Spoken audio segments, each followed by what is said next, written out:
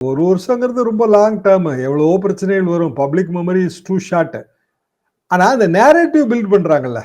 War of narrative. இப்ப திமுகவுக்கு நீங்க ஓட்டு போடணும். எதுக்கு ஓட்டு போடுறீங்க? சோ ஒரு நேரேட்டிவ் பில்ட் ஆயிருச்சு.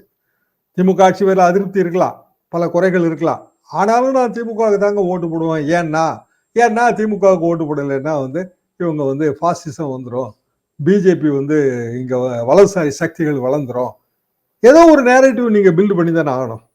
அது ஆந்திராவா இருந்தாலும், தெலுங்கானாவா இருந்தாலும், தமிழ்நாடா இருந்தாலும் அரசியல் நேரேட்டிவ் தான். War of narratives. அரசியல் உரையாடல்களை தொடர்ந்து கட்டமைப்பதன் மூலமாக ஒரு குறிப்பிட்ட ஓட்டு வங்கியை தக்க வைத்துக் கொள்ளுது. இதுதான் இதோட ஷார்ட். அப்போ ஆளுநர் நிச்சயமாக ஆள வந்தார் கிடையாது. ஏன்னா சுப்ரீம் கோர்ட் எத்தனையோ முறை சொல்லிருச்சு. ஆளுநருக்கான கடமையை கூட சமீபத்தில் ஒரு வழக்கில் சொல்லியிருக்குங்க. நான் சொன்ன இந்த 2 கடமை தான். கான்ஸ்டிடியூஷன் படி நடக்கணும், ரூல்ஸ் படி நடக்கணும். இந்த 2 தான். ஃப்ரீ ஹேண்ட் கொடுக்க முடியாது ஒரு ஆளுநருக்கு. அவர் இஷ்டப்படி பந்தடிக்க முடியாதுன்னு சொல்லியிருக்கேன் சுப்ரீம் கோர்ட். அப்போ ஆளுநர் என்ன சொல்றாரு? கான்ஸ்டிடியூஷன் ஆஃப் பாரத் அப்படின்றாரு. அது எங்க இருக்கு? Constitution of Bharat. Constitution of India தானே இருக்கு. India that is Bharat. அது கான்ஸ்டிடியூஷனுக்கு உள்ள வருது. நம்மளோட அரசியல் சாசனத்துக்கு தலைப்பு என்னங்க?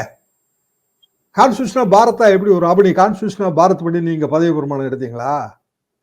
நீங்க கான்ஸ்டிடியூஷன் ஆஃப் இந்தியா படி தானே பதவி பிரமாணம் எடுத்தீங்க. அப்புறம் எப்படி கான்ஸ்டிடியூஷன் ஆஃப் பாரத்னு சொல்றீங்க? அந்த வார்த்தையை நீங்க எப்படி இதுக்குள்ள கொண்டு வரீங்க?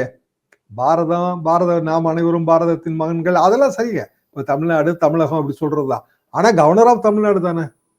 தமிழகம்ங்கிற வார்த்தையை போட்டு அவர் இன்ட்ரெஸ்ட் அடிச்சப்ப எப்படி சர்ச்சை வந்துச்சு? இப்ப தமிழகம் வேற தமிழ்நாடு வேறையா? இல்ல. பாரதம் வேற இந்தியா வேறையா? இல்ல.